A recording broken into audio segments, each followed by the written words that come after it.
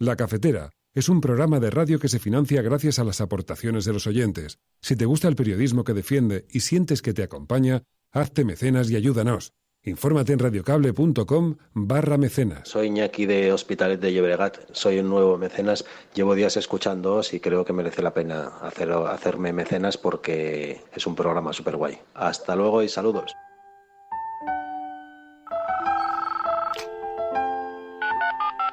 Son las 8:30 de la mañana, las 7:30 en la Casa Museo de José Saramago, en Tías, Lanzarote. Buenos días, mundo. ¿Quieres un café? ¿Quieres un café?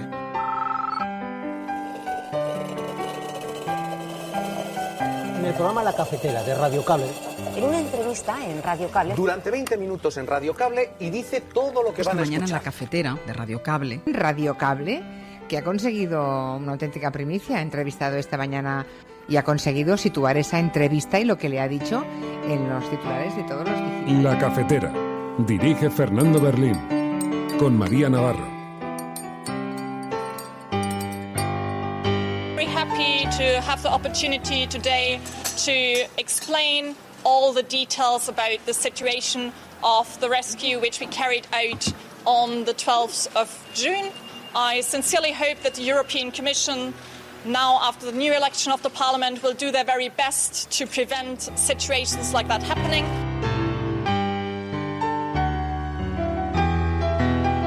The future of Europe will be defined by courage or cowardice, by hope or fear. Matteo Salvini is a coward because what kind of grown man watches a child drowning, gasping for breath, and turns his back? A coward who boasts about detaining and arresting a lifesaver.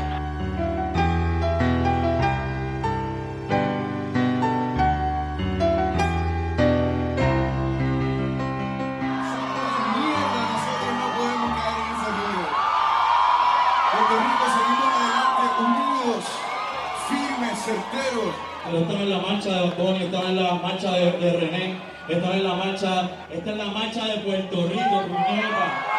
Y hay que dejarle saber al mundo entero que Puerto Rico también tiene una democracia. Estamos manifestándonos pacíficamente.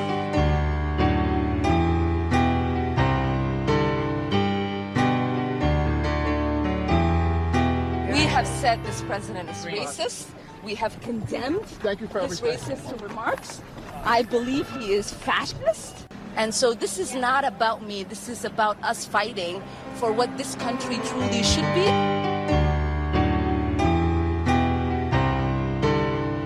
Pero a ver, presidente, Pablo Iglesias en las conversaciones le ha dicho: yo quiero estar en el Consejo de Ministros, o como vicepresidente, o como ministro con competencias. ¿Se lo ha dicho así o no se lo ha dicho así? Vamos a ver, a mí no me gusta airear lo que son conversaciones privadas. Sí que le reconoceré una cosa, que el principal escollo para que haya un acuerdo entre Unidas Podemos y el Partido Socialista es la participación del señor Iglesias en el gobierno. Y en segundo lugar, voy a decir el 99,9% de las conversaciones que yo he tenido con el señor Iglesias durante estas largas semanas no han sido precisamente de contenidos, han sido sobre todo y fundamentalmente los cargos. Conozco perfectamente que en ningún momento se ha hablado de cargos y conozco perfectamente que nunca se ha hablado de vicepresidencias, como por cierto además ha dicho estos días en una entrevista el propio presidente del gobierno en funciones.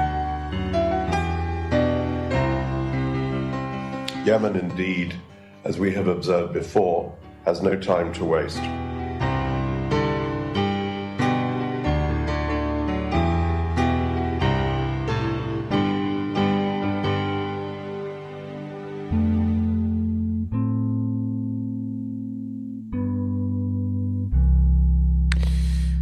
Buenos días, cafetera.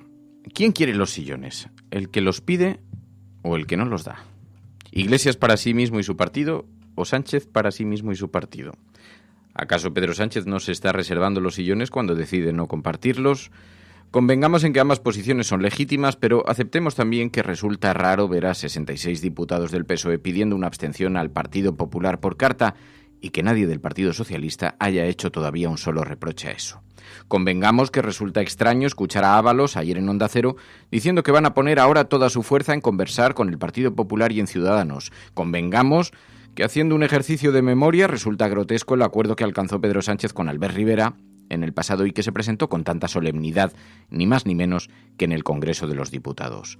Convengamos en que parece que los escollos que plantea Pedro Sánchez a Pablo Iglesias no son más que excusas.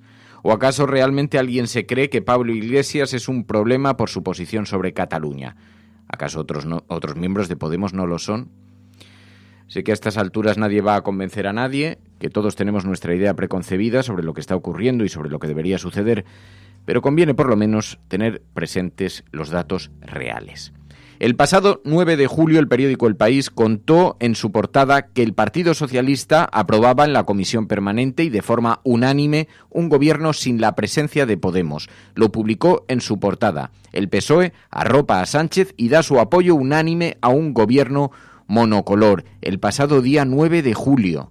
Así que difícilmente nos pueden convencer ahora de que la culpa del desencuentro la tiene la posición de Iglesias, puesto que el muro ya había sido fijado por el Partido Socialista en su comisión permanente. Otra vez, una vez más. Porque el problema es ese.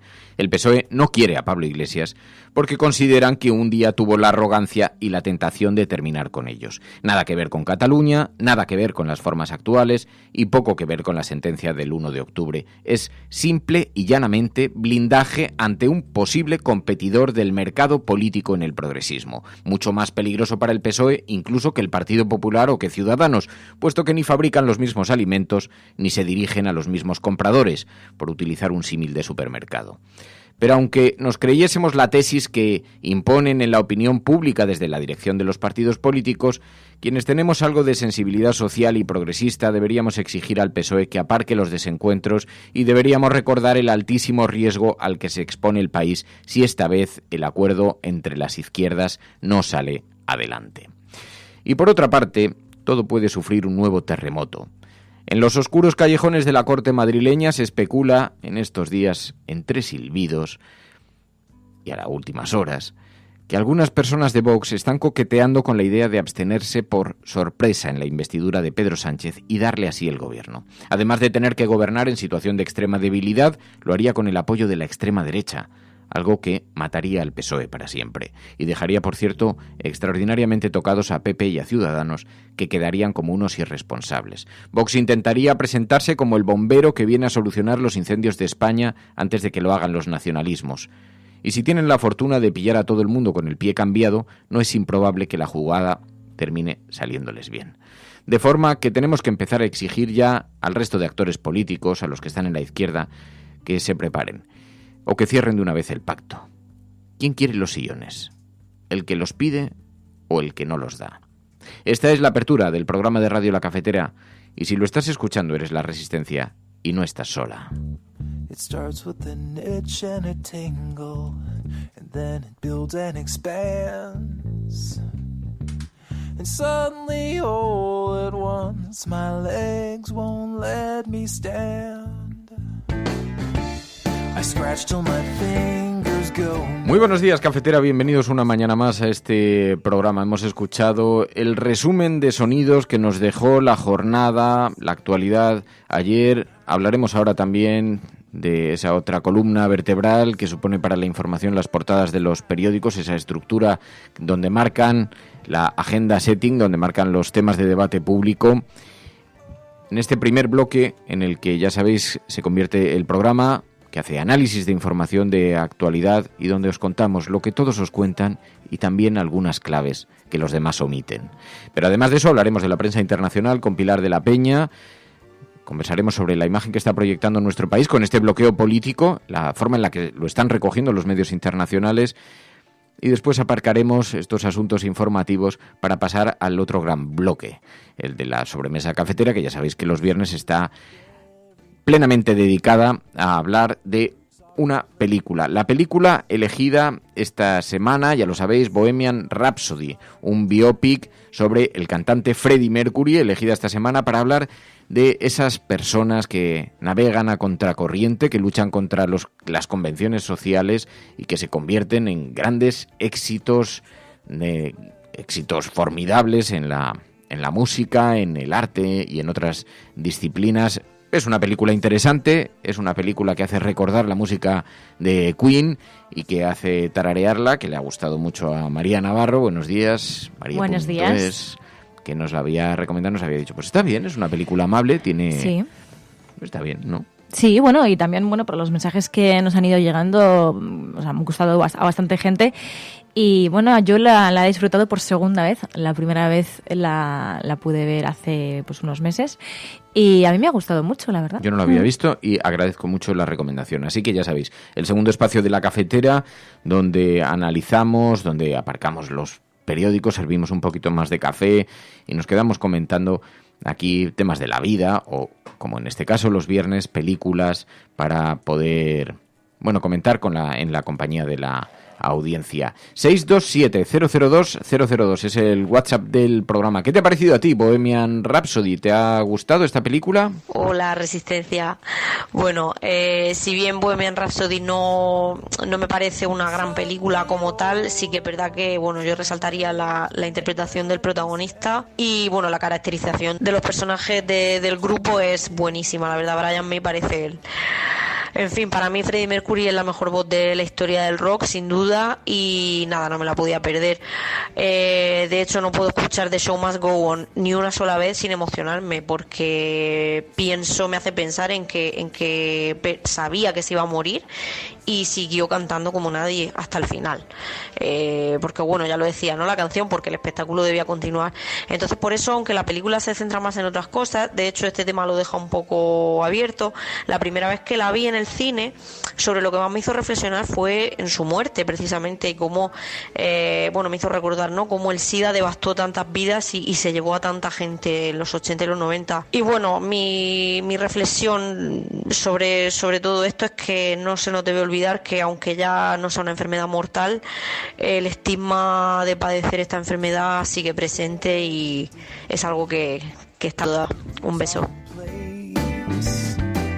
Bohemian Rhapsody, la película que comentaremos, que tiene en efecto muchos perfiles y de los que podemos extraer algunas reflexiones interesantes. Así que 627-002-002, el WhatsApp del programa donde podéis dejar vuestras notas de audio. Pero si nos permitís, primero vamos a planear por la información, por la actualidad.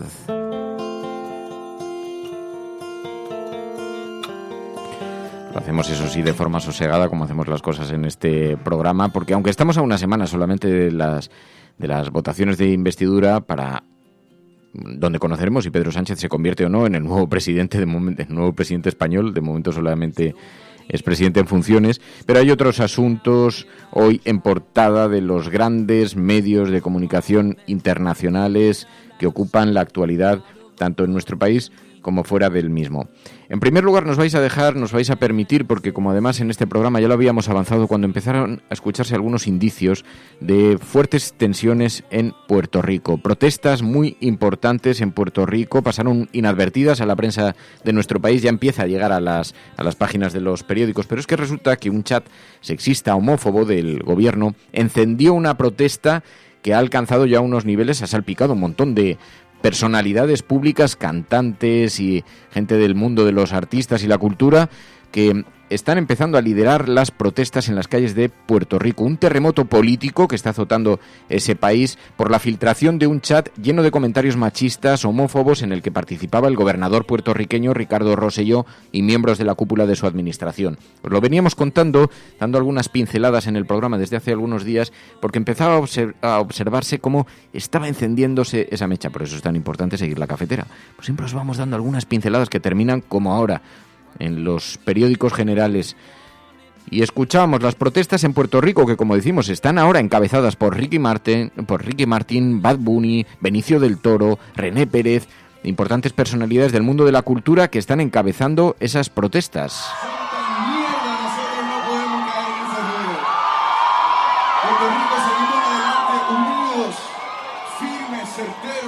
Están en la marcha de Bad Bunny, están en la marcha de René, están en la marcha, esta es la marcha de Puerto Rico, puñeta. Y hay que dejarle saber al mundo entero que Puerto Rico también tiene una democracia. Estamos manifestándonos pacíficamente. Así que hubo manifestaciones también en Nueva York en protesta contra estos comentarios que se destaparon, el Telegram Gate que explotó la semana pasada y mientras tanto, pues además investigaciones sobre corrupción. Estas son 900 páginas de conversaciones filtradas por el Centro de Periodismo de Investigación desde finales de 2018 a este año, y ahí hay toda una batería de insultos a otros políticos, a los que llaman hija de puta, o incluso, ¿por qué Ricky Martin se implica en esto? Porque entre los mensajes también hay algunas descalificaciones a Ricky Martin. Machista que se folla a los hombres porque las mujeres no dan la talla, ese tipo de comentarios se destapan y hay una gran reacción social en Puerto Rico que está provocando un movimiento político, un movimiento telúrico en el país y que está siendo recogido por toda la prensa latinoamericana. Así que con el foco informativo colocado allí, también mientras tanto hemos visto cómo a pesar de este resurgir del neofascismo en personalidades como Donald Trump, que también protagonizan las portadas, por otra parte, en buena parte del planeta, con estos ataques a las congresistas a las que Donald Trump había dirigido comentarios muy racistas y xenófobos, pues ahora contesta Omar, llama racista y fascista a Donald Trump, una de las congresistas señaladas por el presidente de los Estados Unidos. We have said this president is racist.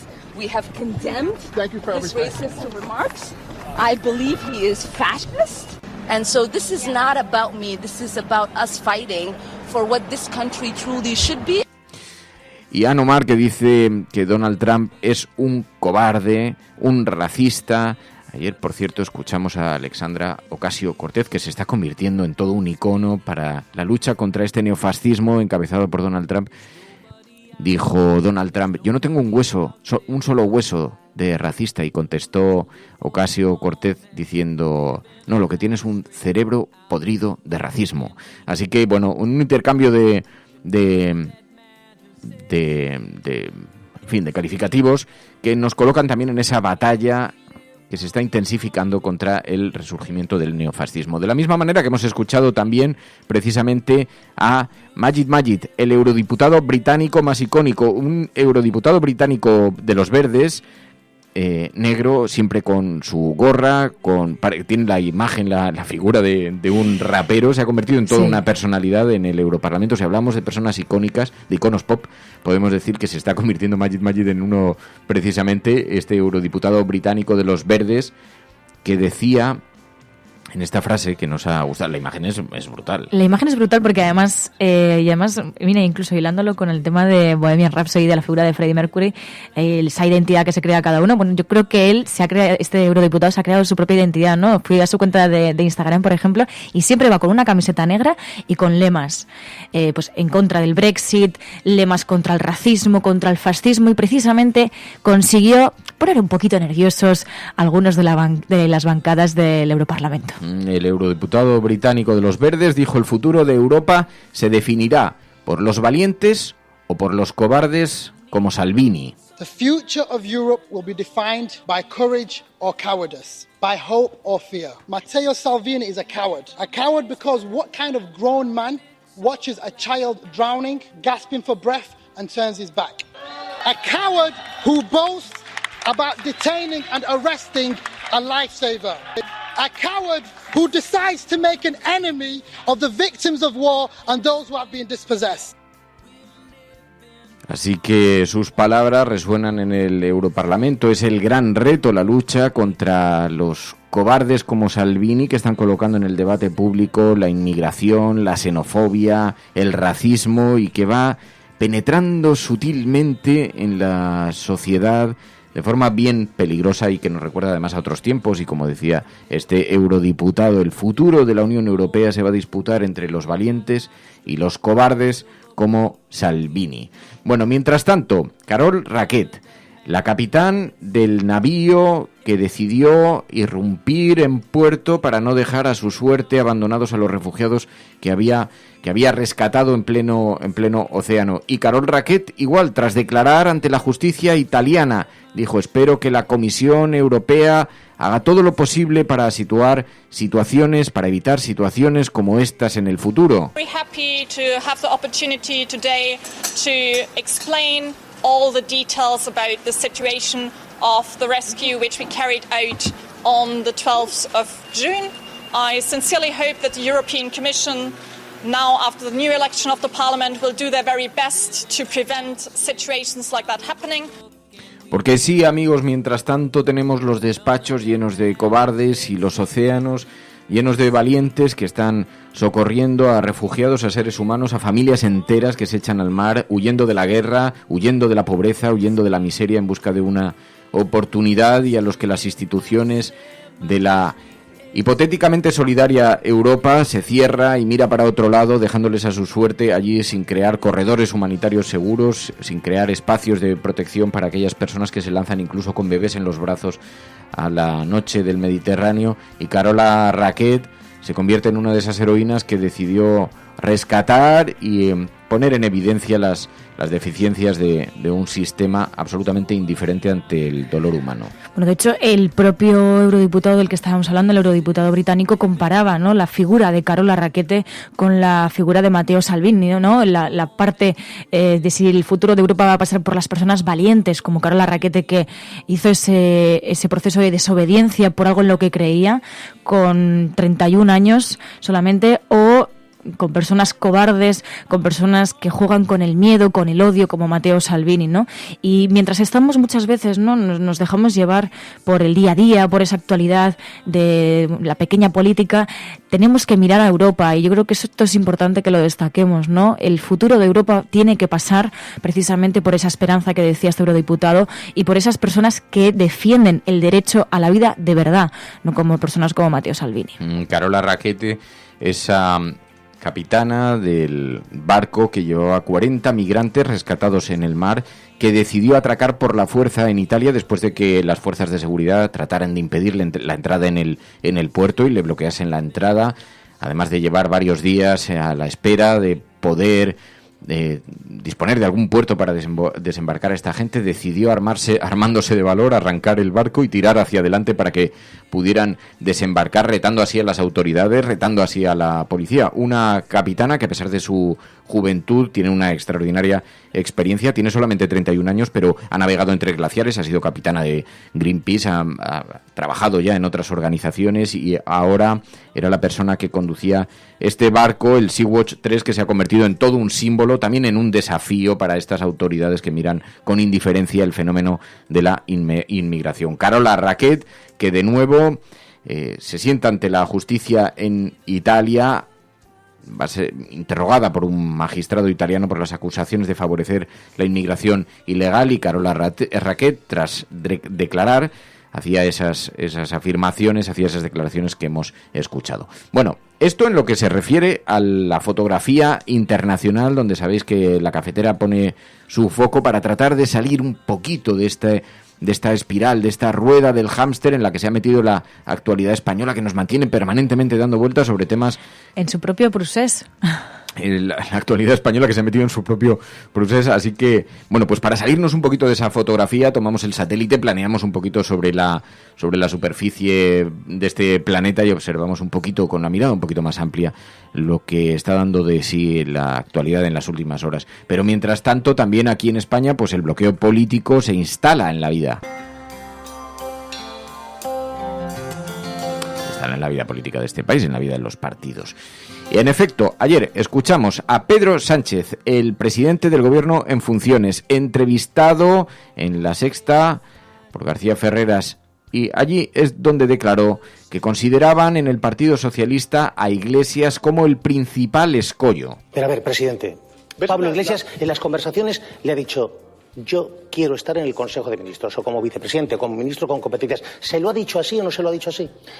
Vamos a ver, a mí no me gusta airear lo que son conversaciones privadas. Hoy se lo ha dicho a su ejecutiva, que sí. Tampoco me gusta que se conozcan las conversaciones que puedo tener en la Comisión Ejecutiva Federal.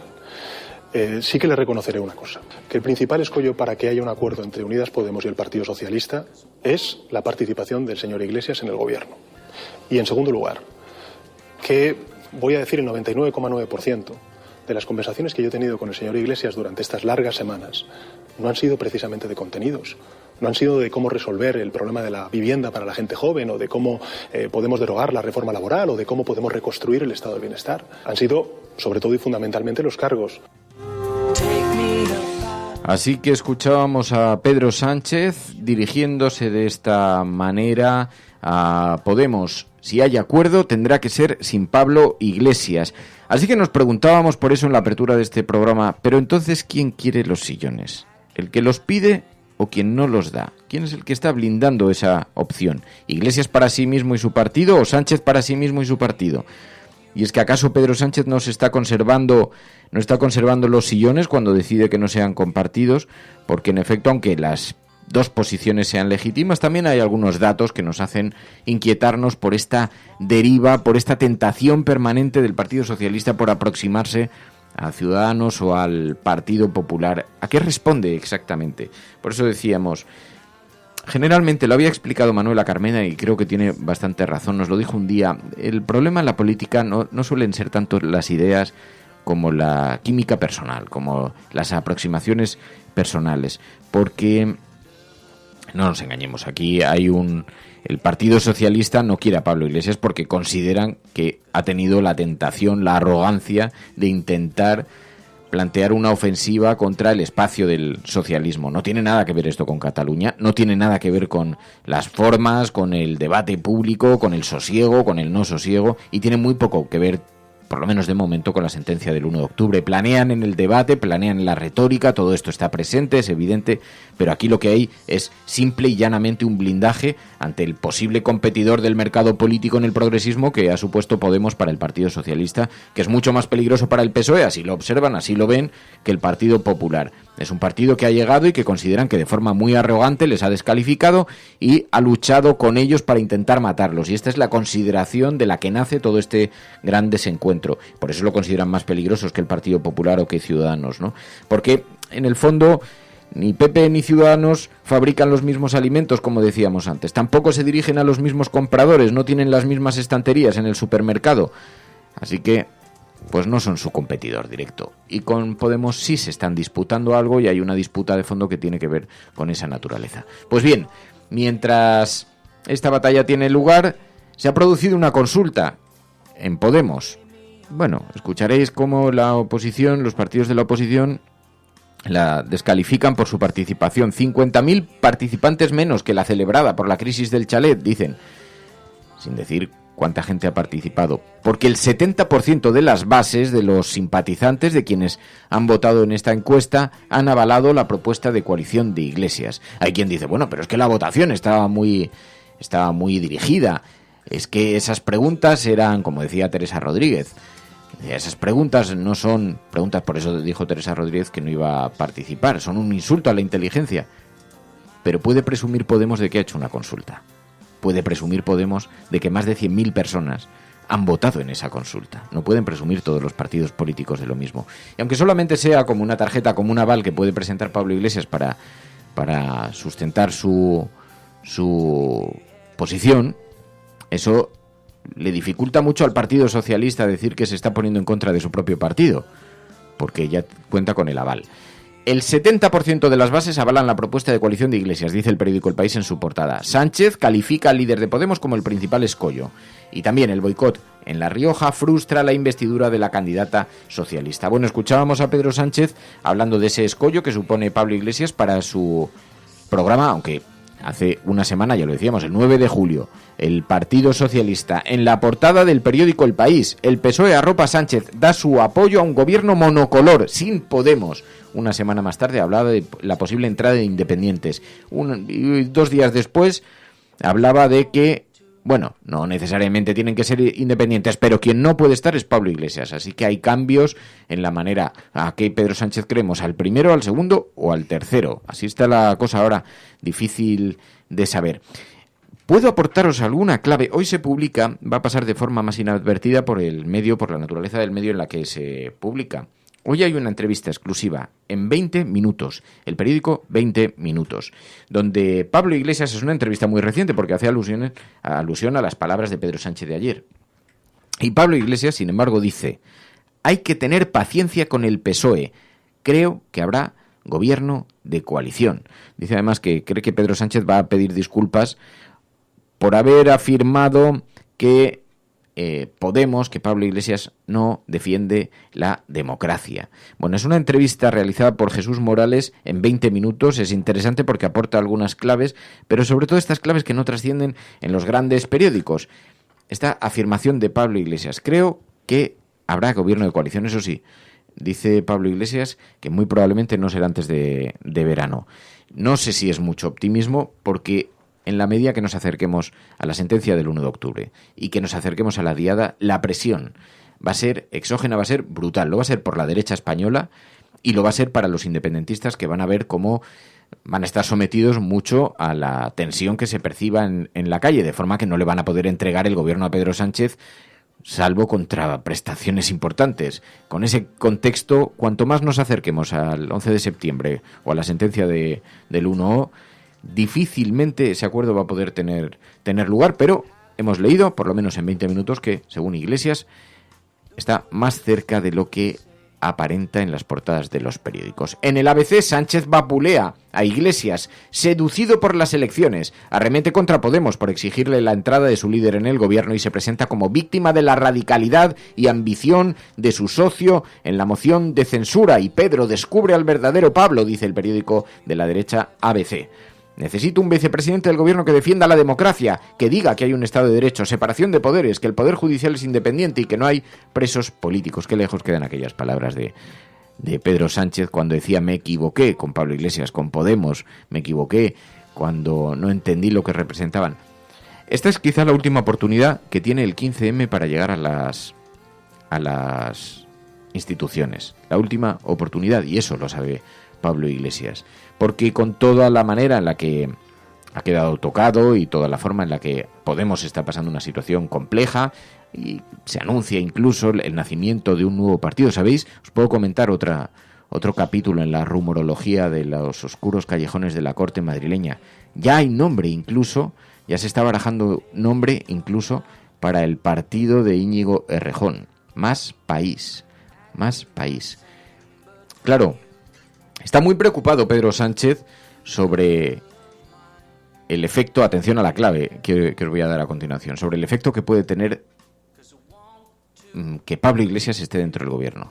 Debería preocuparse un poco más Pedro Sánchez de que, si rompe la relación con el Podemos de Iglesias, irrumpa con fuerza un partido como el de Errejón, porque ese sí realmente viene a disputar el espacio político del Partido Socialista. Ese sí va a disputar el espacio político del Partido Socialista. Ese sí tiene donde arrebatar votos. De manera que, en fin, claro, todo esto va a depender de qué ocurra. Estamos hablando de política ficción para los próximos meses, porque ahí hay muchas pequeñas claves y muchas pequeñas situaciones que pueden darse o que pueden no darse.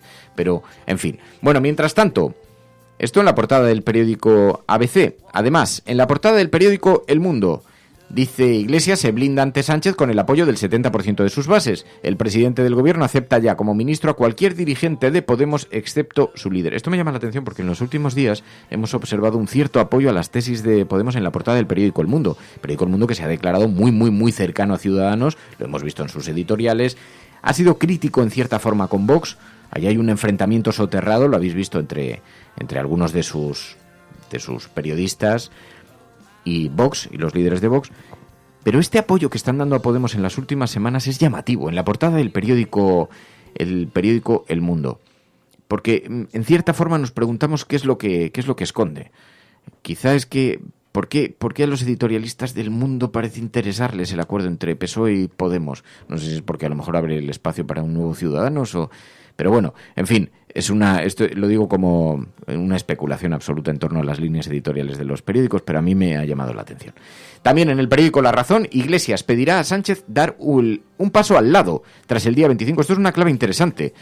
La estrategia del PSOE pasa por convencer a la gente de que Podemos ha votado con Vox, junto a Vox, para impedir la elección de Pedro Sánchez como presidente del gobierno. Una vez más, vuelven a ser culpables de que la derecha tenga opciones. Puede que nos vayamos a elecciones. Esta es la estrategia del Partido Socialista. Bueno, pues da la impresión, por lo que cuenta hoy el periódico La Razón, de que la estrategia de Podemos pasará por pedir a Pedro Sánchez que dé un paso atrás si la sesión de investidura no sale adelante, y tratará de culparle de su incapacidad para negociar, para llegar a pactos.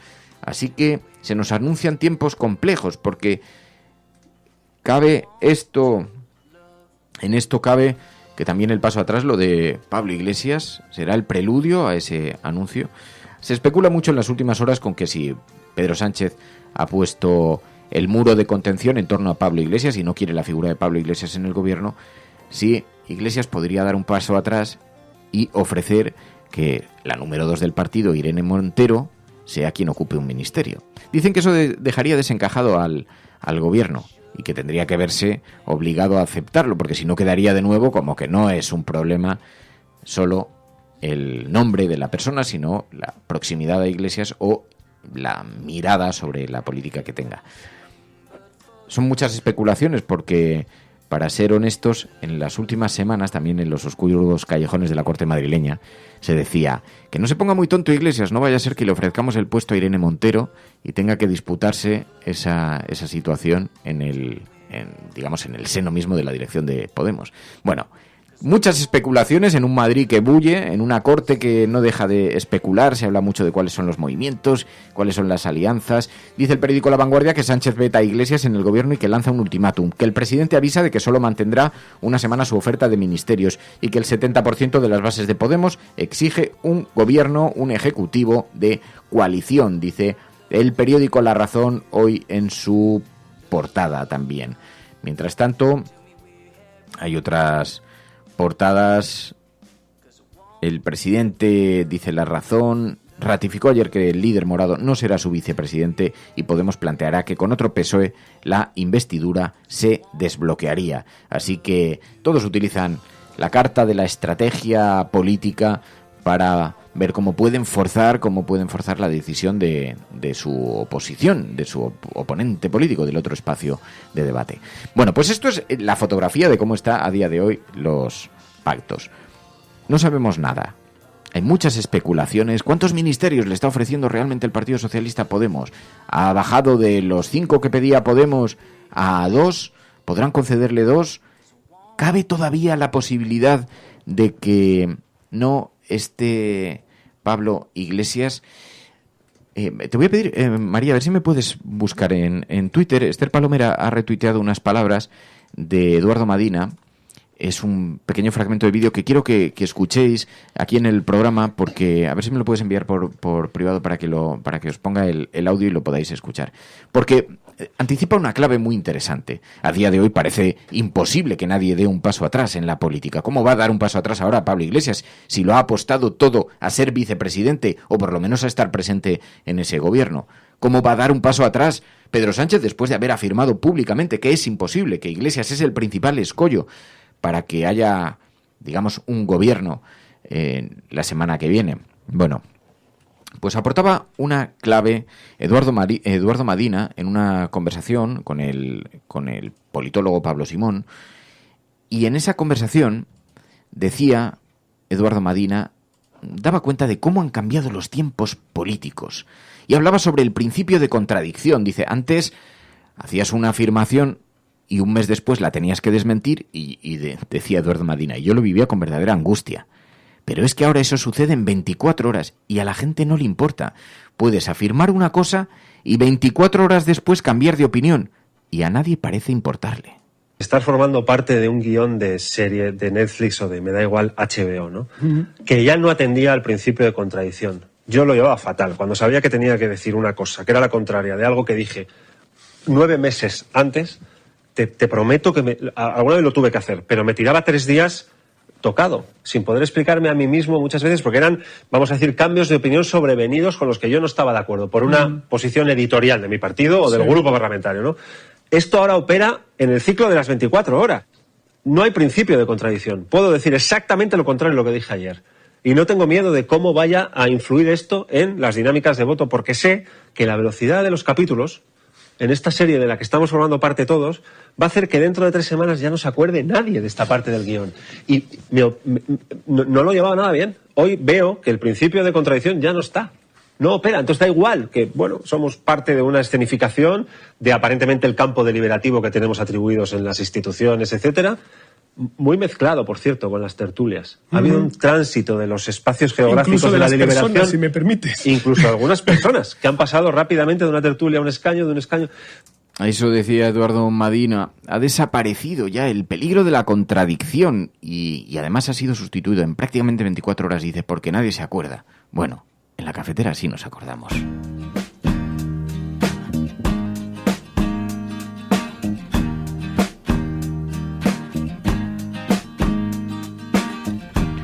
Almohadilla la cafetera en vestidura. Almohadilla la cafetera en vestidura. Es el hashtag del programa con el que estamos organizando la conversación, ordenando la conversación. Es trending topic en este momento, tercer trending topic del día. Almohadilla la cafetera en vestidura. Lo de Pedro Sánchez, una tomadura de pelo. Dice, si no tienes mayoría absoluta, no puedes dejar de lado al líder del partido con el que vas a intentar pactar. Así que, en fin, realmente el debate está servido y está en la opinión pública, porque yo veo que aquí... ¿Sabes una cosa que me ha llamado mucho la atención, María? Ayer hablaba con mi amigo Miguel y nos dimos cuenta de pronto de que, para empezar, las consignas que lanzan los líderes políticos penetran inmediatamente en la sociedad y te ves defendiendo consignas lanzadas por un político. Es imposible un gobierno con Pedro Sánchez. O Podemos tiene que estar en la vicepresidencia. Ambas cosas son subjetivas, son declaraciones subjetivas. Y además legítimas, cualquiera de los dos partidos políticos, pero te ves defendiendo posiciones y al final hablaba con mi amigo Miguel y decía, pero si en el fondo el que defendía que el PSOE no puede estar en el espacio de la izquierda, sino en un espacio más central, ser ese partido socialista más tendente al liberalismo en lo económico, pero social, preocupado por lo social en lo público, ese no quiere el acuerdo con Podemos. Ese perfil, que es un perfil del Partido Socialista etiquetado perfectamente claro, que identificamos en nuestros padres, en algunas personas que conocemos y que dices, bueno, es que podría ser votante del Partido Popular en realidad. Y hay un perfil, y tengo amigos en la UGT, a mí me impresionaba mucho ver amigos en los sindicatos, y que me decían, es que no se puede pactar con Pablo Iglesias, a Iglesias no se le puede dar paso, porque todavía con Ciudadanos se puede uno sentar a hablar. Y dice, Ciudadanos, que es un antagonista en las políticas que defienden supuestamente los sindicatos. Y es imposible, va a ser, pero tiene más que ver con los estilos, con las formas, con el país que reconocen. A alguien, obviamente no pasa en toda la UGT, ¿no? Pero algún amigo mío de la UGT decía, claro, se siente más cómodo con el PP que han conocido siempre, con el país que han conocido siempre, que con un país tendente a esa izquierda que renace, que resurge, que no sabemos hacia dónde va exactamente, que además me mira con desconfianza, que me critica por haberme instalado en el régimen del 78, que es dura, que es tal. Y en el fondo estamos defendiendo etiquetas, porque políticas nadie está defendiendo, en realidad nadie. Aquí lo que se defiende es que se parezca más o menos a la España que yo quiero, al partido político que yo reconozco, que me da una cierta confianza y que no me presenta demasiadas novedades, ¿no? Y yo creo que España es bastante más conservador de lo que creemos. Se decía siempre, España es de izquierdas, creo que es más conservador de lo que pensamos. Hombre, es más conservador de lo que pensamos, pero el caso es también si Pedro Sánchez quiere conseguir una mayor representación de aquellas personas que han votado parecido al Partido Socialista, pero han votado a Podemos, o quiere recibir el apoyo de quienes han votado al Partido Popular, que se supone que deberían ser antagonistas del Partido Socialista. El problema es eso, ¿no? Que al final es lo que dices tú, que todo se difumina y que las líneas no son tan rojas, ¿no? Nunca mejor dicho. Entonces, bueno, sí, puede que vivamos en un país más conservador del que pensamos, pero han votado millones de personas a Podemos, ¿no? Mira cómo se mezclan las churras con merinas, nos alerta alguien. Aquí tengo que comprobar, no lo toméis como una cuestión, porque yo no conozco este documento, más allá de que lo ha aportado Iván Gelitber al debate público. El acuerdo entre el PSOE y Ciudadanos en Mijas. Mírame, por favor, María, a ver si puedes sacarme el dato de qué población tiene Mijas, que representa la provincia en la que está, etcétera. Un poco, 2 o 3 datos así fundamentales. Mijas, un municipio andaluz de la provincia de Málaga. Tiene 80.000 habitantes. En la provincia de Málaga, en la Costa del Sol, situado a 30 kilómetros del suroeste de la capital provincial. Mijas, en la Costa del Sol, Málaga. Llegan a un acuerdo el Partido Socialista y Ciudadanos. ¿Sabéis cuál es el principal punto de acuerdo? La limpieza de las playas, la lucha contra el cambio climático, que está haciendo que se desertifique toda esa zona, la lucha contra el desempleo, que hay un problema crónico en el sur de España con el desempleo, una batalla por la defensa de los emprendedores. No. Primer punto del acuerdo programático municipal del ayuntamiento. Defenderemos desde nuestro municipio la unidad de España y el Estado de las autonomías.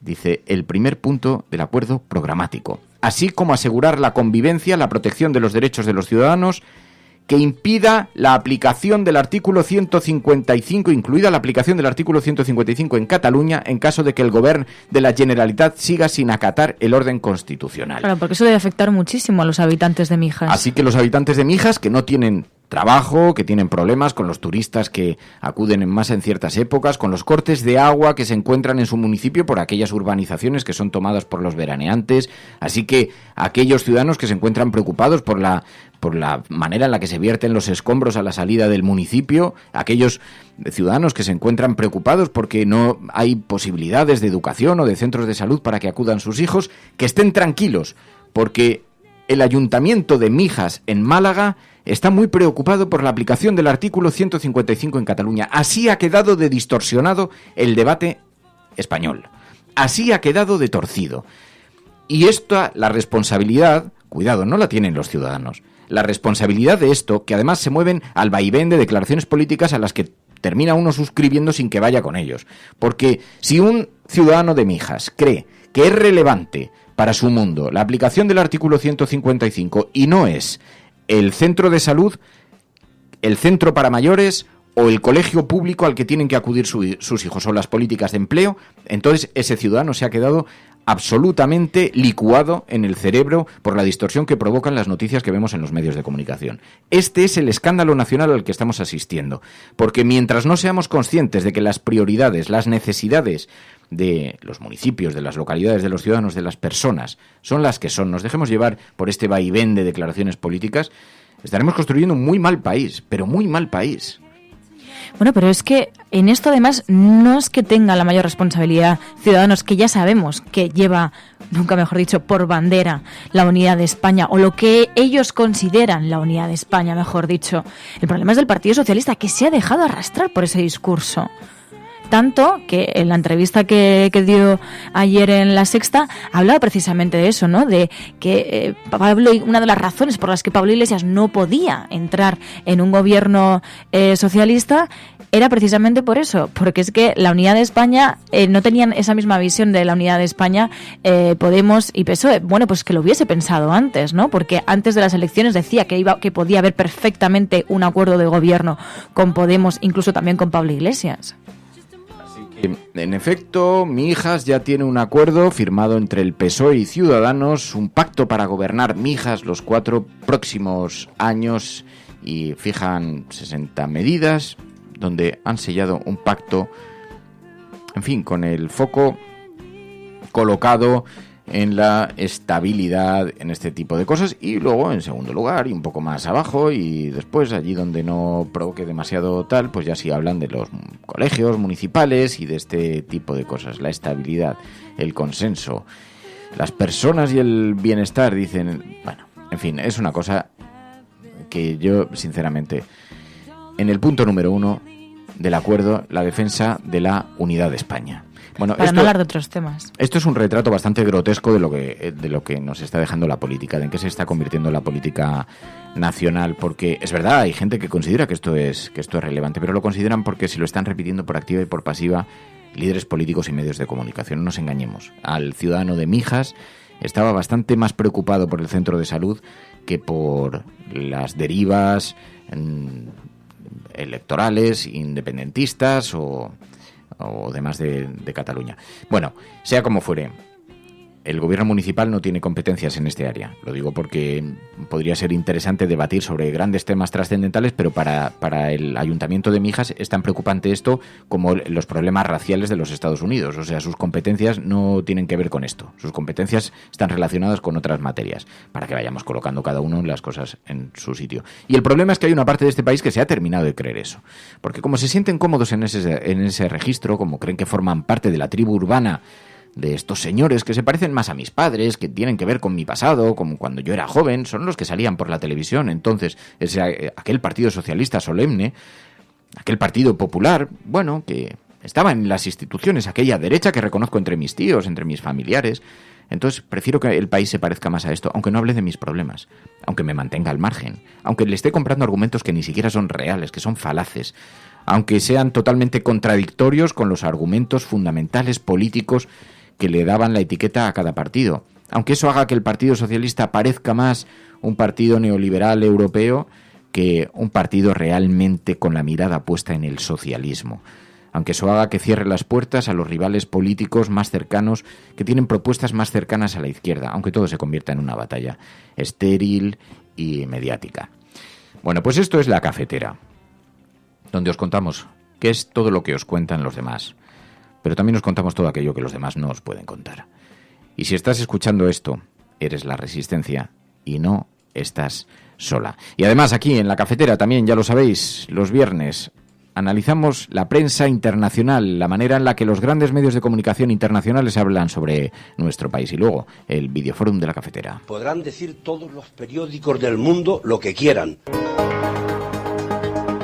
Secessionist parties in Catalonia have wasted no time following the reconvening. Vamos a esta hora con información de último minuto. A esta hora en España, el ex vicepresidente del gobierno... En España finaliza el recuento de votos en los comicios municipales y autonómicos con una participación del... En las últimas semanas hemos podido comprobar cómo los medios de comunicación internacionales... Imagínense cualquier lector de la prensa extranjera que descubre que al que se propone para el Banco Mundial... A Spanish nurse who helped treat 2 Ebola victims in Madrid has tested positive for the disease herself. Spain announced that a nurse is the latest to be diagnosed. Bueno, ya sabéis que cada viernes analizamos aquí en La Cafetera la prensa internacional y la forma en la que proyectan la imagen de nuestro país, y lo hacemos de la mano de Pilar de la Peña. Muy buenos días, Pilar. Hola, buenos días. En una semana en la que, claro, la prensa extranjera ha tenido la mirada colocada sobre la parálisis en nuestro país, ¿no? Sí, la sensación de estancamiento generalizado y la amenaza de nuevas elecciones que parece que se ciernen pues inexorablemente sobre España. Es un poco la lectura que hacen los medios desde fuera, ¿no? A pesar de que después del 28 de abril se alabó la victoria de Pedro Sánchez, se daba como digamos una cierta posibilidad de que se acabara con esta situación de gobiernos inciertos, se pensaba que podría ser capaz de llegar a algún tipo de coalición, pues los hechos han demostrado que no. De hecho, ha tenido mucha repercusión la entrevista de Pedro Sánchez en la cadena SER en el exterior, anunciando pues que consideraba que se había roto la negociación con Podemos para llegar a algún tipo de coalición. Pues lo recogieron medios como Bloomberg, como Deutsche Welle, Le Figaro, Xinhua, es decir, casi todos los grandes medios. Algunos pues bueno, destacaban la versión de Pedro Sánchez de que bueno, Podemos había roto unilateralmente la negociación, y destacaban un poco los puntos de vista y las fricciones entre ambos partidos. En este sentido, Bloomberg, por ejemplo, decía que bueno, Sánchez mantenía un poco rehén a Sánchez en este aspecto, pero en general lo que destacan los medios es que no están siendo capaces de ponerse de acuerdo, y que bueno, que parece que sobre la posibilidad de que el debate de investidura pues fracase y España se vea abocado a nuevas elecciones, pues algo que parecía descartado, ya os digo, después de las elecciones del 28 de abril o de mayo, incluso con el triunfo de los socialistas, pues se vuelve a dar como posible. Luego hay varios distintos medios, tocan distintos aspectos que a mí me han llamado la atención. Por ejemplo, el Handelsblatt, que es un diario alemán, advertía de que esta incapacidad de Pedro Sánchez y en general de los partidos políticos y de los políticos en España para formar gobiernos y coaliciones, pues que podía dañar la imagen de Sánchez y de España en la Unión Europea, y en concreto la nueva influencia y esa posición de más poder que estaba intentando conseguir Pedro Sánchez en la Unión Europea, pues podía verse afectada, ¿no? Alguno incluso citaba a un politólogo que decía, bueno, es que nadie en Europa entendería que España vuelva a repetir elecciones simplemente porque no se ponen de acuerdo sus políticos. Otro diario alemán, bueno, en este caso un semanario, Der Spiegel, advertía que el titular era algo así como adiós futuro, y en este sentido advertía de que España podía seguir en esa espiral de estancamiento, de bloqueo, de nuevo convocar elecciones generales para que vuelva a salir un resultado muy similar, y que al final esta situación terminara pues persiguiendo a España y impidiéndole avanzar, ¿no? Y Foreign Policy, que es un semanario estadounidense bastante influyente en política internacional, directamente abogaba por la coalición PSOE-Ciudadanos. Consideraba que la mejor manera de salir del bloqueo en el que se está sumida España. Muchos medios, es verdad, que destacan que a pesar de, digamos, las fricciones entre Podemos y el PSOE, es verdad que los números no dan para que tengan un acuerdo, para que tengan un gobierno en solitario, necesitan el apoyo de otras fuerzas, pero lo que se destaca es eso, la incapacidad de los políticos españoles para forjar coaliciones o forjar mayorías parlamentarias que permitan gobernar. Y además no solamente vemos la manera en la que la prensa española habla de esta parálisis, también hablan de otras noticias que han tenido repercusión en el exterior. Por ejemplo, Corina puede ser interrogada por un juez español. Esto ha tenido bastante repercusión, ¿no?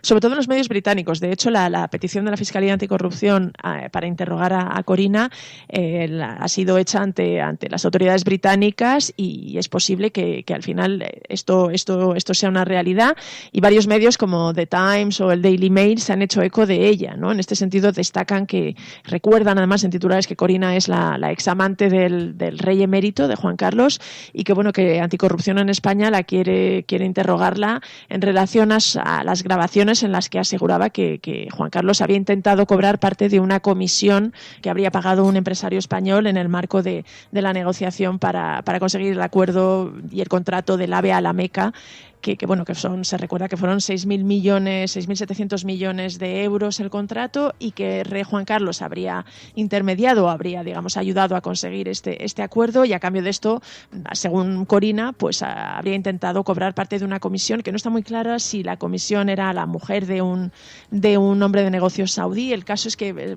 esa nebulosa planea un poco sobre este caso, pero los medios británicos lo que destacan es que al final estas declaraciones o estas afirmaciones de Corina han motivado el interés de Anticorrupción por interrogarla y por aclarar, por llegar al fondo de este asunto, ¿no? El hecho de la denuncia de que podrían haberse pagado comisiones en este contrato para este caso.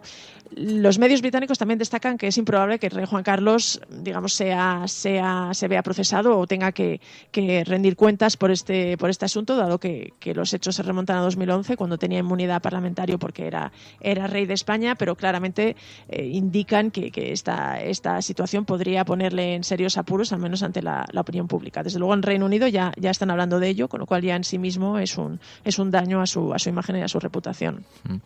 Además, hemos visto cómo en la prensa internacional se ponía el foco en la primera mujer general en España. Lo han llevado algunos medios europeos, ¿no? Sí, en concreto yo he visto referencia en dos grandes medios europeos, en El Messaggero, que es un diario italiano, y en Libération, el diario francés, y sobre todo destacaban eso, ¿no? Que por primera vez una mujer llega a ser general de las Fuerzas Armadas españolas, ¿no? Patricia Ortega, en este sentido, se recuerda que ha sido pionera en varios asuntos, que además ha sido, su ascenso a general ha sido aprobado por Margarita Robles, actual ministra de Defensa en funciones, y sí que les ha llamado la atención eso, ¿no? Como poco a poco las mujeres van ascendiendo y digamos conquistando nuevas cotas en España. En este caso llegan a ser general de una institución, pues en teoría en la que ha costado tanto la presencia de las mujeres y que ha llamado la atención la imagen de Patricia Ortega, pues con el fajín de general y en fin, siendo nombrada por primera vez generala del ejército en España. Y mientras tanto, también en la prensa internacional se habla de algunos proyectos inmobiliarios que renacen. Igual esto nos está dando algunas pistas sobre la burbuja también inmobiliaria, pero el New York Times se ha fijado en Valdeluz, ciudad que renace de las cenizas, dicen. Algo así, es verdad que les ha llamado la atención, ¿no? Identifican a Valdeluz como una de las ciudades fantasmas que quedó durante la crisis inmobiliaria. Recuerda que además fue un proyecto de ciudad que se creó casi de la nada hace 15 años por aquello de que el AVE iba a tener una parada ahí mismo. Se intentó pues levantar una especie de ciudad dormitorio, de pequeño paraíso a 60 kilómetros de Madrid para gente que iba a trabajar, pero el estallido de la burbuja inmobiliaria pues lo convirtió en una especie de ciudad fantasma, ¿no? De pueblo fantasma y de símbolo de lo que había sido el boom inmobiliario y el estallido. Y lo que destaca el reportaje del New York Times, que es un reportaje de Rafael Minder, su corresponsal aquí en España, es que está renaciendo. Es verdad que vuelve a haber gente, vuelve a haber vida en esta ciudad, bastante lejos de la escala que pretendían los promotores del proyecto, pero bueno, muchas familias con hijos se habían instalado, había también varios negocios que se estaban se estaban impulsando y quizás se estaba dando una nueva vida a este barrio, digamos a esta pequeña ciudad a 60 kilómetros de Madrid. También revelaba que incluso algunos de los promotores y digamos los constructores inmobiliarios que vieron paralizados sus proyectos durante casi una década estaban empezando a reanudarlos y a intentar recuperar la visión del pasado. Y lo que el diario estadounidense destacaba es que no todos los vecinos están muy convencidos de este nuevo proyecto y temen un poco que vuelva a desencadenarse una burbuja. Pero sí que ha llamado la atención como la forma en la que las ciudades fantasmas en España, tan afectadas por la crisis económica y por el estallido de la burbuja, se estaban recuperando. Lo extendía un poco a otros casos, pero se fijaba especialmente en el caso de Valdeluz. Bueno, y luego en otras noticias internacionales no relacionadas necesariamente con España, también ha tenido mucha repercusión en estos días Donald Trump, que ya tiene capítulo propio en este programa. Además, hemos estado hablando de toda esta crisis que se ha desatado, de su nuevo brote racista, xenófobo, que además al que ha implicado también a los simpatizantes de su partido, que coreaban que vuelvan a casa, cuando ha lanzado estas críticas contra congresistas, rivales y muy xenófobas, muy radicales. Este racismo de Donald Trump ha sido el protagonista de las noticias internacionales en esta semana en todas las portadas de medio planeta, ¿no? La verdad es que sí, porque realmente, ya lo comentábamos ayer jueves, lo que sorprende es la virulencia y, digamos, lo abiertamente racistas que son los comentarios de Donald Trump, que es algo que, en fin, en general hay bastante consenso, incluso en muchos medios estadounidenses, ¿no? Destacaban algunos que, nunca el New York Times, por ejemplo, que otros presidentes estadounidenses pues habían tenido a lo mejor algún comentario ligeramente racista, pero la contundencia del discurso de Donald Trump es algo que está llamando mucho la atención, incluso en Estados Unidos y que está generando bastante alarma. De hecho, en el propio Partido Demócrata pues se levantó la voz y se ha actuado con mucha contundencia frente a estos comentarios que, recordamos, estaban hechos contra 4 congresistas estadounidenses de nacionalidad, de pasaporte, 3 de ellas incluso de nacimiento, han nacido en Estados Unidos, sin embargo con origen en otros países, pues por ejemplo Alexandria Ocasio-Cortez, que es de origen puertorriqueño. También hay una congresista, Ilhan Omar, que es quizá la que ha sido el blanco de mayores ataques, que nació en Somalia, pero que lleva viviendo toda su vida en Estados Unidos, y realmente las palabras de Donald Trump asegurando que eran personas que odiaban a su propio país y que podían volverse al lugar de donde eran originarias, pues ha generado un debate y una polémica tremenda, ¿no? Además hay que reconocer que en Estados Unidos casi todo el mundo tiene raíces inmigrantes. El propio Donald Trump las tiene, ¿no? Y sin embargo esta señalar con el dedo a estas personas está causando cierta preocupación. Casi todos los grandes medios estadounidenses lo han resaltado. Además hay que recordar que todo esto tiene lugar pocos días después de esos planes de las redadas contra inmigrantes que pretenden pues cazar a 2.000 inmigrantes ilegales, que está provocando cierto pánico en la comunidad inmigrante, que está haciendo que muchos de ellos pues se encierren en sus casas ante el temor de que lleguen los oficiales estadounidenses para intentar deportarles. Está creando un clima en Estados Unidos muy problemático y que llama mucho la atención tanto en Estados Unidos como desde fuera, ¿no? Esta radicalización de los discursos y este apelativo estas apelaciones tan directas al racismo y en fin pues realmente a la exclusión de determinados individuos simplemente por pensar diferente, ¿no? Hay que recordar, por ejemplo, también una de las asesores más famosas de Donald Trump, Kellyanne Conway, también en una rueda de prensa pues preguntó a un periodista por su origen étnico, un periodista que le estaba cuestionando cómo es posible que el presidente de nuestro país esté diciendo que pueden volverse a su país 4 congresistas americanas, y ella le contestó diciendo, bueno, ¿cuál es tu origen étnico? Es verdad que está generando un clima que preocupa mucho tanto en Estados Unidos como fuera. Bueno, pues esto es lo que se refiere a la prensa internacional, pero hoy es viernes. Los viernes se concreta este ejercicio semanal que hacemos en la cafetera, el Videoforum. Elegimos una película y la audiencia la ve. Cada uno ve una película, en realidad, aunque parezca la misma, porque cada uno extrae unas conclusiones. Y la película elegida esta semana para ser analizada es Bohemian Rhapsody, el biopic de Freddie Mercury, que tú has visto, Pilar. Sí, ¿Te ha gustado? La he visto 2 veces. Me encantó. ¿Te encantó? La verdad es que sí. Pues vamos a comentarlo. Aquí te quedas con nosotros a comentarlo entonces a la cafetera. Por supuesto.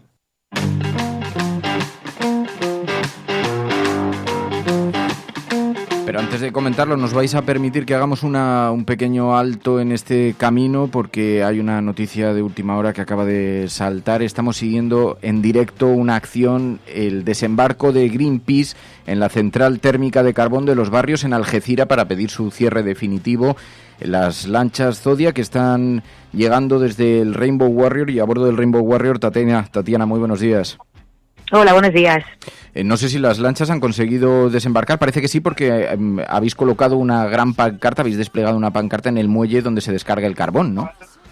Sí, desde esta mañana las lanchas rápidas han salido desde el barco de Rainbow Warrior, que está en tour por Europa pidiendo el cambio de la energía, no del clima, y hemos ido a la térmica de carbón de Los Barrios para exigir su cierre inmediato, pues es la sexta fábrica más responsable de cambio climático que tenemos en España, y una veintena de activistas han llegado al puerto, al dique precisamente donde se descarga el carbón, que pertenece a Endesa, pero la térmica pertenece a la eléctrica de Riesgo, y han desplegado ahí unas pancartas donde precisamente estamos reclamando que esto es una fábrica de cambio climático y que no se dé más dinero al carbón. Vemos las imágenes de las Zodiac aproximándose con el amanecer allí a ese muelle, porque ¿qué es exactamente? ¿Por qué se coloca el foco en esta fábrica? ¿Por qué se coloca el foco allí? Pues mira, ahora mismo en España tenemos 16 centrales que queman carbón y 10 de ellas han dicho que no van a invertir y por lo tanto van a cerrar en 2020.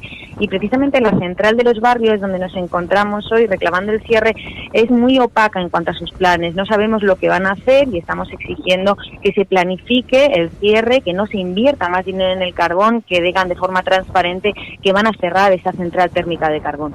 Los activistas, vosotros estáis en el grupo de activistas que está en el Rainbow Warrior, los que han desembarcado, ¿ahora se encuentran retenidos? De momento, efectivamente, nosotros estamos en el Rainbow Warrior, hay activistas también que han subido a la grúa del puerto, ¿no?, para desplegar también ahí pancartas con mensajes de carbón igual a cambio climático y fábrica de cambio climático, no más dinero al carbón. Y ahora mismo estamos pendientes de nueva información para ver exactamente dónde se encuentran los activistas de la grúa. Sí que está la Guardia Civil por aquí y nos ha estado preguntando y estamos esperando y en comunicación directa con nuestros compañeros que están allí. Pues está ocurriendo en este momento acción de Greenpeace desembarcando en la central térmica de carbón de Los Barrios en Algeciras para pedir su cierre definitivo en 2020 a la empresa propietaria y para denunciar esta contaminación de los combustibles fósiles y esta necesidad de poner y de fijar la atención allí. Tatiana, desde el Rainbow Warrior, gracias por atender esta llamada. Muy buenos días. Muchísimas gracias, buenos días.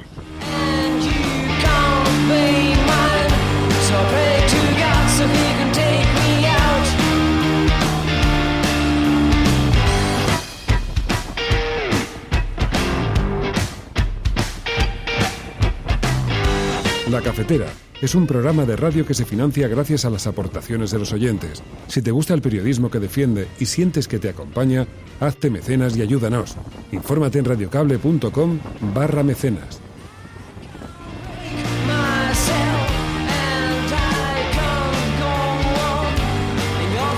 Bueno, pues en efecto podemos ver esas imágenes, podéis seguir esas imágenes a través de internet. Las Zodiac de Greenpeace avanzando por el puerto de Algeciras con los activistas a bordo para desembarcar y denunciar todavía la utilización y la enorme toxicidad para la vida de este planeta que suponen los combustibles fósiles. Esto en lo que se refiere a la actualidad es una noticia, como os decíamos, de última hora que irrumpe así, pero ya sabéis que los viernes además aquí hablamos de cine, que la película elegida, estábamos diciendo, es la película, el biopic sobre Freddie Mercury, y que la película elegida hoy para comentar es Bohemian Rhapsody, aquí en La Cafetera.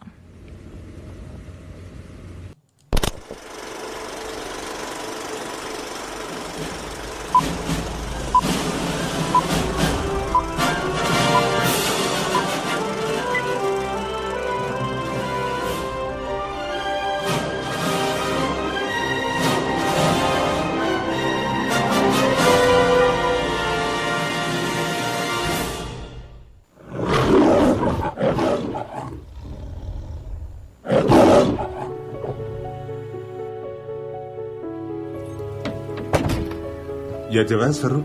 Ahora soy Freddy, papá. Freddy o Farouk. Eso da igual si sales noche tras noche sin pensar en tu futuro. Me ha gustado el concierto. Gracias, tío. Gracias. Yo estudio diseño aquí. ¿Ah, sí? Sí, y escribo canciones.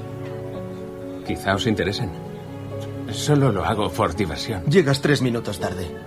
Nuestro cantante se pira. ¿Necesitaréis un sustituto? ¿Alguna idea?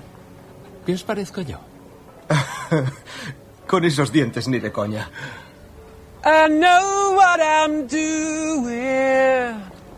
I got a feeling doing alright. Nací con 4 incisivos de más. A más espacio, más capacidad sonora.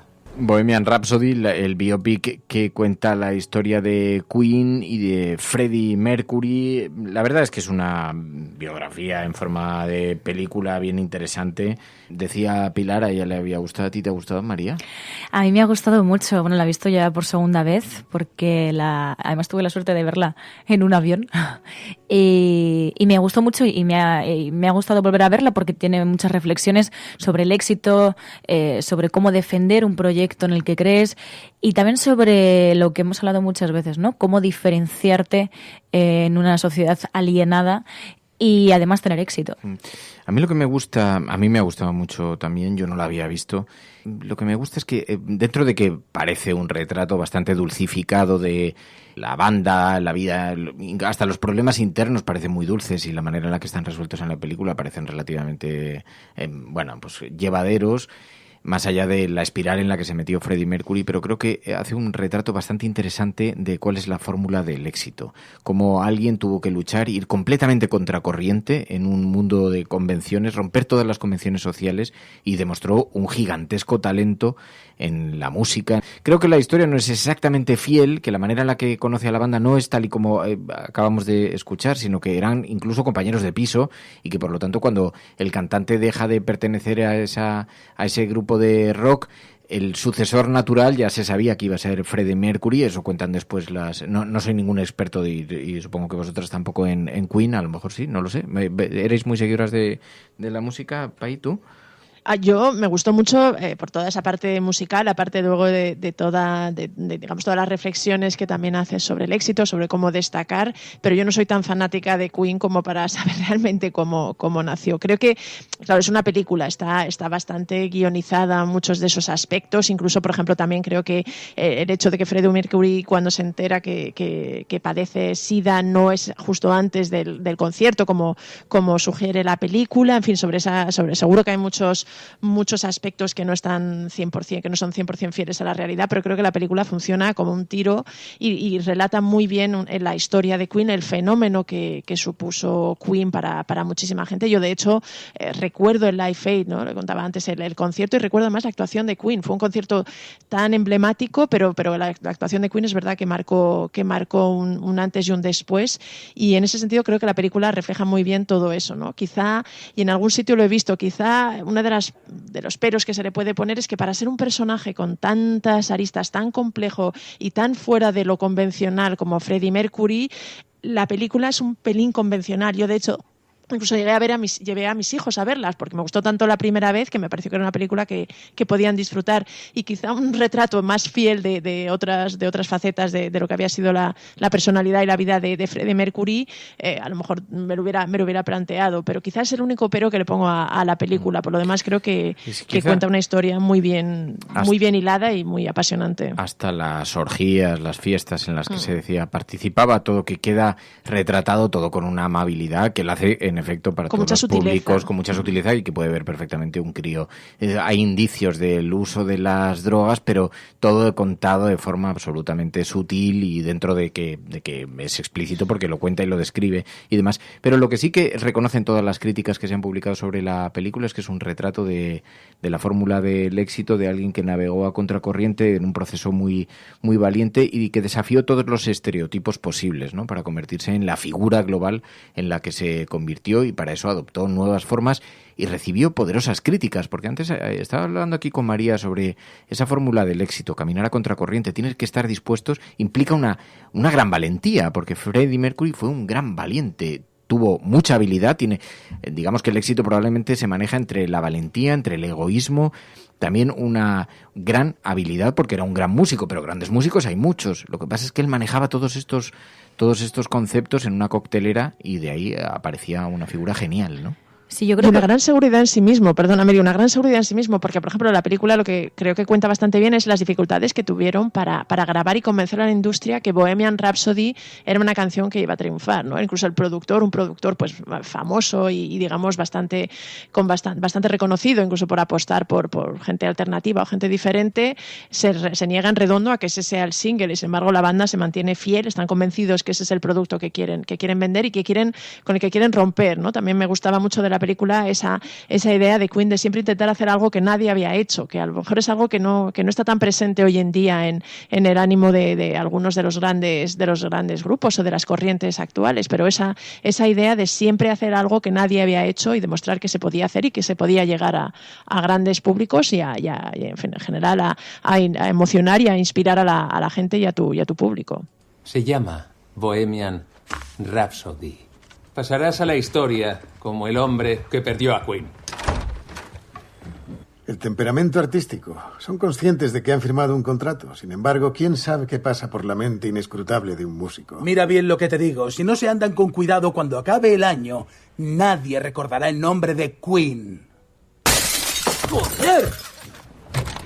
Descuéntalo de nuestros derechos. ¡Gilipollas! ¡Imbécil! Fóllate a tu disco de oro. Te has equivocado, Foster. ¡Capullo! Nunca tendréis un disco de oro. Sois unos mediocres. Y pensar que yo he trabajado con Hendrix.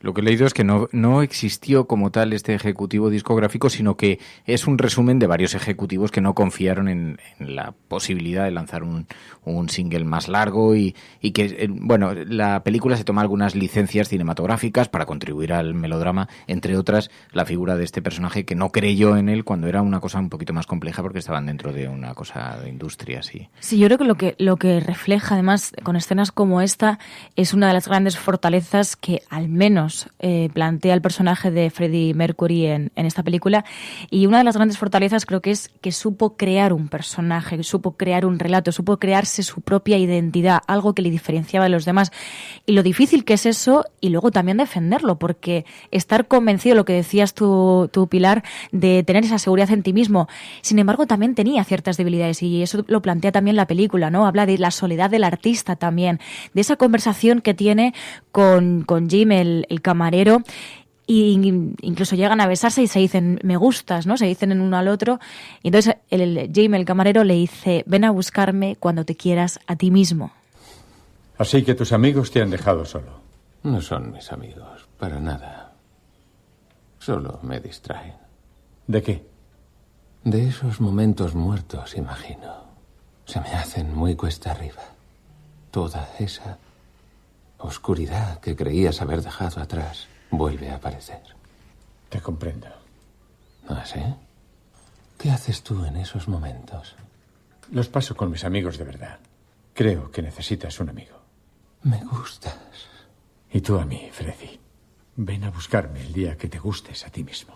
Esta es otra de las escenas, el día en el que se conocen, con la que después fue su pareja durante los últimos años de su vida, que tampoco se produjo exactamente así. No se conocieron en su casa. Esta escena sucede en la casa de Freddie Mercury después de una fiesta donde conoce a uno de los camareros de la fiesta. Resulta que en realidad se conocieron en un club de ambiente donde el que fuera después su pareja rechazó tomar una copa con él porque no le reconoció. Esto lo contaron en Time en 1984. Así que... Mira, yo, que además tengo muy mala memoria, ¿te acuerdas que te dije, creo que te va a gustar esta película, ¿no? Y de lo poco o el sentimiento que me dejó a mí en la primera vez que la vi, el sentimiento que recordaba es que era una película bastante humana. Al menos por lo que a mí me ha llegado, lo que a mí me ha transmitido el personaje de Freddie Mercury, ¿no? Porque plantea también esas, bueno, podríamos llamarle, antes le he llamado debilidades, pero bueno, tampoco tienen por qué serlo, ¿no? Pero sí que te transmite, bueno, pues esos sentimientos que tiene de soledad, pero que a la vez le gusta estar rodeado de gente, ¿no? Hay una escena en la que, bueno, él se ha comprado una casa enorme con un montón de habitaciones, se la empieza a enseñar a uno de los miembros de la banda, uno de sus colegas, y le dice, sí, porque mira, este gato va a ir a esta habitación, este otro gato también. y solamente estaba pensando en cómo llenar esa casa, porque no quería estar solo, ¿no? Y, te plantea también esa soledad que vive el artista, que vive una persona, bueno, pues que está centrada, ¿no?, en crear esa identidad y en llevarla hasta las últimas consecuencias. Luego también, además lo comentábamos aquí, ¿no?, esa rueda de prensa en la que le dicen, pero usted tiene que decir cuál es su identidad sexual. Y claro, él plantea ese debate que hemos hablado algunas veces de las etiquetas, ¿no? Es como, ¿por qué tengo que decir yo nada de qué ni etiquetar el qué? Freddy, ¿podrías aclararnos los rumores sobre tu sexualidad? Aclárame tú los rumores sobre tu falta de sexualidad. Cariño, yo soy una prostituta musical. ¿Puedes contestar a la pregunta? ¿Cómo te llamas, cielo? Shelley Stern. Shelley. Sí. ¿Lo que tienes entre las ingles muerde? Contesta a la pregunta, por favor. Estamos por cortesía. Aquí estamos 4 personas. ¿De qué tienes miedo, Freddy? ¿Qué quieres? ¿Qué pretendes? ¿Qué es la verdad? Sé sincero por una vez. Perdona, pero yo no soy un mentiroso. Yo Los fans merecen saber la verdad, simplemente... Contesta a la pregunta, por favor. Es mi vida y eso no le importa a nadie. ¿De qué tienes miedo, Los Freddy? padres aceptan ¿Tu sexualidad? ¿Por qué? ¿Por qué? Sé sincero por una vez. Lo que me gusta de esta escena es que retrata muy bien la sociedad bien pensante, incluso en una industria como la musical y los reporteros musicales, a los que se les presupone una cierta mentalidad abierta, pero como intentaban imponerle etiquetas hasta pues que entrase de lleno en el mundo de las convenciones, ¿no? Y la manera en la que él se va exasperando y le va sacando de sus casillas, decir, es que soy Freddie Mercury, puedo ser lo que quiera, no, y además esa batalla contra lo convencional, en la forma de vestir, en la forma de cantar, en la forma de moverse también, que llevó los clubs nocturnos a los más grandes escenarios del mundo. Y de pronto hubo un montón de gente que se sintió amparada y protegida porque de pronto vio en Freddie Mercury alguien que presumía de esa manera de andar, de moverse, de vestirse, de la libertad de poder ser como quisieran en los escenarios y frente a las cámaras de medio mundo, lo cual hizo que muchísimas personas y el movimiento gay se sintiese muy bien representado por alguien que lo defendió valientemente de esa forma, en un mundo en el que no era el mundo o por lo menos aquí en España hoy, pero con toda esa valentía, dentro de que había muchos profesionales entonces que le decían, usted identifíquese, ¿es usted gay? ¿Es homosexual? ¿Es heterosexual? Y él decía, es que la etiqueta es la suya, yo soy lo que yo quiero ser, soy Freddie Mercury, puedo ser lo que quiera, ¿no? Y entonces hubo un montón de gente que de pronto empezó a... Y luego toda esa batalla, aunque por la lucha contra el SIDA, en la que se convirtió también en un icono, falleció con 45 años, falleció jovencísimo. Y sin embargo él hizo de esa batalla, aunque fue una enfermedad bastante desconocida, entonces además estaba bastante proscrita, pero incluso su familia dicen que no se enteró hasta el último año. Y tampoco coincidió con el Live Aid, fue posterior el conocimiento de la enfermedad, aunque sí se había hecho alguna prueba, pero después no dio positivo hasta tiempo después, ¿no? Pero bueno, todo esto en realidad para retratar una figura increíble, el Mozart actual, una figura que rompió todos los tabús, todos los modelos y que por eso probablemente consiguió convertirse en la gran estrella mundial en la que se convirtió Freddie Mercury, ¿no? Y no se dejó, al menos por lo que plantea la película, no se dejó intoxicar, ¿no? Se dejó empujar por todos aquellos que intentaban llevarle hacia la corriente, ¿no? Tuvo una intuición y la llevó hasta las últimas consecuencias, ¿no? Que yo creo que es un rasgo compartido por todas esas grandes estrellas, ¿no? Que nunca se dejan llevar creer por la corriente. Creer en lo que estás haciendo y defenderlo, que también no es fácil, porque vas a tener muchas resistencias. Mucha resistencia incluso en su familia, su propio padre, que habría deseado... pues tienes que transgredir desde el mínimo detalle que es, no, papá, yo soy Freddie. Y me vas a llamar Freddie porque yo soy Freddie y yo creo en el proyecto de Freddie. Y me gusta mucho eso, ¿no? Todo ese trayecto, ¿no? En el que va defendiendo la figura de Freddie porque cree en esa intuición y porque la lleva hasta las últimas consecuencias. Pero cuando veíamos ejemplos de otros grupos o de otras personalidades así de la canción o artistas o gente... referentes que han roto los moldes, Amy Winehouse, por ejemplo, o muchísimos otros, Prince, muchísimos otros nombres, gente que se ha convertido en, y siempre, o David Bowie, y siempre han tenido características parecidas, ¿no? De valentía, de colisión, de enfrentamiento, de nadar en otra dirección, de no dejarse llevar. Y esto es muy fascinante. Está bien retratado en la película, pero como lo protagonizó él mismo en su propia piel, Freddie Mercury, que por otra parte la película está muy bien cuando, claro, porque sales cantando todas las canciones, es un revival total de la música, porque tú dirías que la música de Queen no te es ajena en absoluto, entiendo, ¿no? No es ajena. O sea, que incluso en todos estos años, porque había quien decía... No, pero esto va a suponer un revivir de la venta de discos de Queen, de Freddie Mercury, etcétera. Digo, bueno, yo es que creo que nunca han estado desaparecidos del panorama musical. A lo mejor ahora se le descubre a una generación, pero... No, yo creo que no ha estado... Sobre todo se reconoce cuando gente de diferentes generaciones reconocen esa canción. Da igual que sepan o no el nombre, pero la reconocen. Y yo creo que eso es lo que la traducción del gran éxito de las canciones de Queen. Pero fíjate que yo creo que sí ha supuesto un empujón bastante importante para Queen y para el resto de la carrera. Había canciones de Queen que son inmortales y que es verdad que prácticamente todo el mundo las conoce. El mero hecho de la de We Are the Champions, que además se oye continuamente en competiciones deportivas, hace que sea muy difícil que no hayas oído nunca hablar de Queen, pero creo que Queen era mucho más que simplemente esas 2 o 3 canciones emblemáticas, y en este sentido esta película ha hecho que muchos de sus discos y que muchas de sus etapas se conocieran y sí tuvieran un boom, y de hecho creo que la venta de discos y de recopilatorios de Queen está funcionando mucho mejor de lo que podía imaginarse, y creo que también en el fondo ha impulsado la idea de hacer biopics y de hacer películas sobre grandes referencias y grandes iconos de la música, ¿no? Algunos con vídeos, pues hace poco hemos visto la de Elton John, y creo que hay alguna más que está preparándose. Así yo creo que sí que en el fondo descubre un poco, profundiza un poco en lo que era y todo lo que era el fenómeno Queen para una generación. Es verdad que Queen, pues mucha gente, o sea, prácticamente nadie no había oído hablar de ellos, pero sí que creo que amplía mucho más el repertorio y amplía mucho más el campo de acción para mucha gente.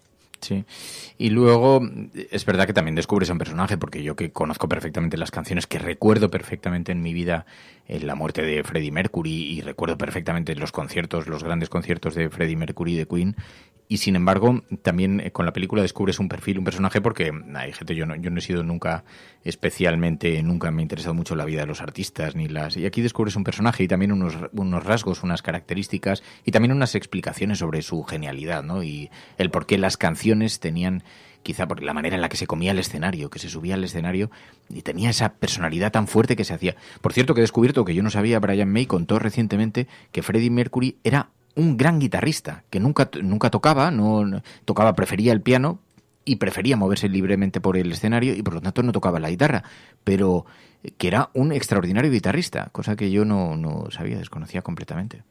Sí, yo tampoco lo había oído. De todas formas, Freddie Mercury, yo creo que también lo que le dio esa mística era esa capacidad para conectar con el público, que eso creo que también en la película lo cuentan bastante bien, y luego la interpretación del actor que hace de Freddie Mercury también es magistral, porque realmente le estás viendo a él, ¿no? Quizá ayudado por la prótesis dental, pero es verdad que yo que recuerdo perfectamente al personaje, a los 5 minutos de la película ya me había convencido de que él era Freddie Mercury. En ese sentido sí que consigue. Y de hecho, si ves vídeos de, por ejemplo, cómo clava la actuación de Live Aid, los mismos movimientos, los mismos gestos, todo eso, en ese sentido sí. Y aún así, he visto el vídeo al que te refieres, que compara las dos escenas, tanto el verdadero concierto con el concierto de la película, y aún así el personaje Freddie Mercury lo hace mucho mejor, tiene mucha más fuerza. Esto es una ironía decirlo, claro, porque dirás, hombre, claro, es que es Freddie Mercury. No, pero es que se come el escenario. El otro es un actor que podría comerse el escenario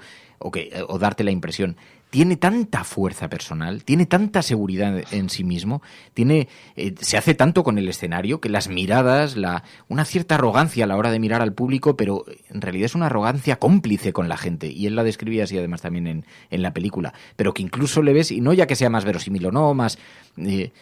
es que tiene una fuerza arrebatadora, es verdad. Yo no lo percibía así cuando escuchaba la música, cuando Freddie Mercury estaba vivo, cuando veía los conciertos o escuchaba los discos, y sin embargo te das cuenta cuando te lo explican, cuando te lo describen, y cuando vuelves a ver ahora los conciertos y dices, claro, es que es alguien irrepetible, porque tenía una gigantesca fuerza personal, ¿no? Magnetismo, sí. De hecho, una amiga mía me contaba que terminó llorando la película y decía, no por la muerte del personaje ni por nada, dice, es que es la sensación de que nunca podré ver en directo a este fenómeno, ¿no? Esa, la pena de decir, me perdí la posibilidad de verle en directo cuando estaba vivo y ya nunca podré estar en un concierto suyo. Sí, yo por eso cuando ha habido tantas críticas, de hecho yo antes de verla recuerdo que lo estuve hablando con unas amigas, ¿no? Y comentábamos las críticas que había tenido. Bueno, yo creo que siempre hay críticas a películas de este tipo, ¿no? Cuando una película intenta retratar más o menos dentro, claro, y dentro de la ficción, bueno, pues permitirse ciertas licencias, ¿no? Para retratar la trayectoria de un personaje como Freddie Mercury.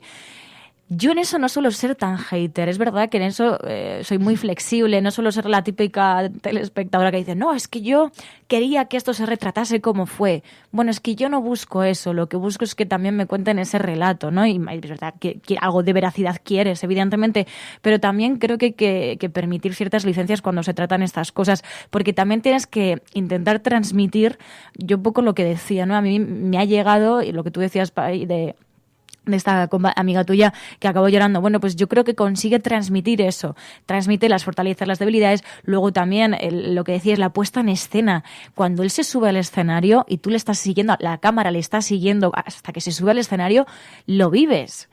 Y yo creo que eso, bueno, pues son ese tipo de licencias literarias que te tienes que tomar para hacer estas cosas. Bohemian Rhapsody, la película, el talento oculto de Freddie Mercury, que nos ha gustado. Es una película sencilla, ¿eh? No, a lo mejor no sé si se puede decir que sea el culmen de la cinematografía, pero es una película amable que se puede ver y sobre todo que revive un poquito también el magnetismo de la música de Queen y de Freddie Mercury. Luego otra cosa que también destaca la película, y es verdad lo que decimos, también es una película que se ha hecho con el resto de la banda de Queen de acuerdo, seguramente todo el mundo supervisaba el guión, pero en la película sí parece evidente que desde luego Freddie Mercury era Queen, pero no era solo Freddie Mercury, ¿no? Es decir, el resto de la banda también aportaba mucho y al final la riqueza, eso de a veces de saber rodearte de la gente adecuada es lo que también te ayuda a llegar a incluso más allá, porque de hecho los discos en solitario de Freddie Mercury casi nadie se acuerda de ellos, en cambio la mayoría de la discografía de Queen ha seguido siendo escuchada y siendo pues eso, la banda sonora de nuestra vida. Sí, de eso se da alguna pincelada en la película, que el propio artista, el guión lo reconoce, que en solitario pues no conseguía la magia que conseguía en la creación de las canciones cuando los hacían de forma colectiva. Sin embargo, yo te diré que creo que precisamente a lo mejor tiene que ver con que probablemente han necesitado la autorización de toda la banda para que esta película vea la luz. Está muy dulcificada la propia relación, sí, hasta las fiestas, hasta la manera, la espiral, y de pronto vemos un Brian May absolutamente maravilloso, siempre comprensivo, aunque hay algún carácter que no está retratado con tanta dulzura, pero bueno, digamos que es cómoda para todo el mundo, pero eso no desmerece que es una película entretenida, que lo pasas bien, que disfrutas de la música muchísimo, porque además no ahorran una sola canción y además enteras, completas, o sea, te dan estímulos como para salir del cine o del visionado de la película bastante contento y feliz. Pai, María, gracias. Gracias. Gracias a vosotras. Bueno, pues con esto nos vamos. Volvemos el lunes aquí en La Cafetera. Va a ser una semana además apasionante en lo político en España, porque se va a vivir una investidura en la que hay mucho desconcierto, ante el que hay mucho desconcierto, pocas certezas a esta hora, así que, bueno, lo seguiremos con interés aquí en La Cafetera, que además será la última semana de emisión del programa de La Cafetera antes de las vacaciones. Luego ya volvemos después del mes de agosto, después del descanso. Hay que descansar, todo trabajador merece que el patrón baje el látigo y el sombrero, el pistón, así que, bueno, descansaremos, aprovecharemos para descansar unos días, igual que vais a hacer, supongo, la mayor parte de los oyentes, si no ahora, dentro de unos poquitos días, pero aprovecharemos para descansar. Pero en todo caso vamos a vivir la investidura aquí en La Cafetera, así que no faltéis la semana que viene. El lunes nos escuchamos. Adiós, hasta la semana que viene. La Cafetera es un programa de radio que se financia gracias a las aportaciones de los oyentes. Si te gusta el periodismo que defiende y sientes que te acompaña, hazte mecenas y ayúdanos. Infórmate en radiocable.com/mecenas.